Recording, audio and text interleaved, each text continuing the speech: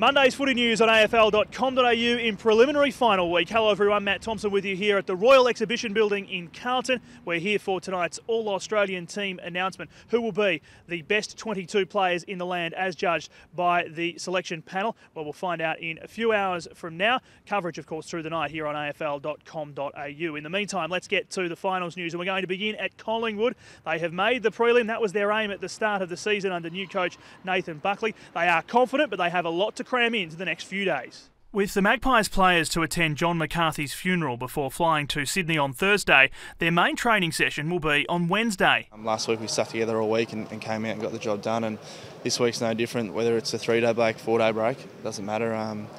We're going to get together, go down to the funeral as a team, as a group, and then get up to Sydney together and try and get the job done. Despite fears Alan Didak and Chris Dawes would not be available after suffering injuries against the Eagles, the club insists they are more likely to play than not. I think it's super important that they both play. They're important players to our side.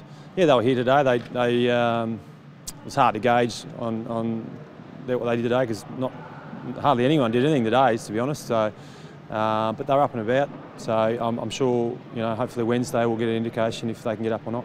Making the prelim was the Pies' main aim under new coach Nathan Buckley, and Dane Swan says this vindicates the transition in coaches. I don't think Buck should be faulted at all for anything he's done all year. If we happen to lose this week, I've got no doubt it'll be on the players' heads. So Buck shouldn't be faulted for anything. He's been great all year, and I think he's handled himself perfectly in the media, and he's handled himself just as well internally as well. So I think he's been great, and there should clearly be no blame on him whatever happens this week. The Swans have lost their last 11 games against Collingwood, and coach John Longmire admits they find the Pies' brand of footy extremely tough. If you look at our game here last time against Collingwood, there was 173 tackles laid.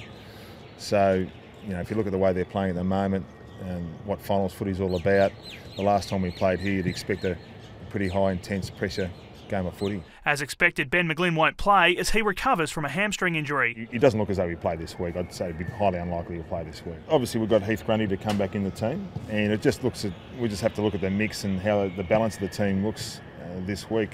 Heath will come straight back in, and just what else we put around that. Out at Waverley, Jordan Lewis has declared himself a certain starter for the clash with Adelaide. Body's feeling good. Obviously had the week off against Collingwood, and the boys had a win, so it allowed me to have that extra week. But trained all last week and feel really good and ready to go. While the Crows are set to hold a dedicated strategy session to work out how to target Buddy Franklin, the Hawks have a man in their sights too. No decision yet who'll get the job on Taylor Walker. But it feels like such a long time ago we actually played them. So we're a different side to a certain extent, and so are they. And having watched them played over the weekend, after a long day, whoever's got him.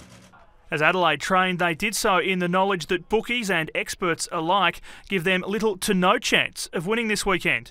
The bookmakers can put whatever odds they want on the game. We'll certainly believe that we can do it. Bickley talking up the chances of Jared Petrenko potentially playing despite dislocating his shoulder. He's quite buoyant in terms of his chances. Obviously it's going to be tough for him to get up, and the style of play that he plays, he's a pretty rugged type of player, but at the same time he's also a very professional and very determined young man. So we're buoyed by the fact that he certainly hasn't been ruled out.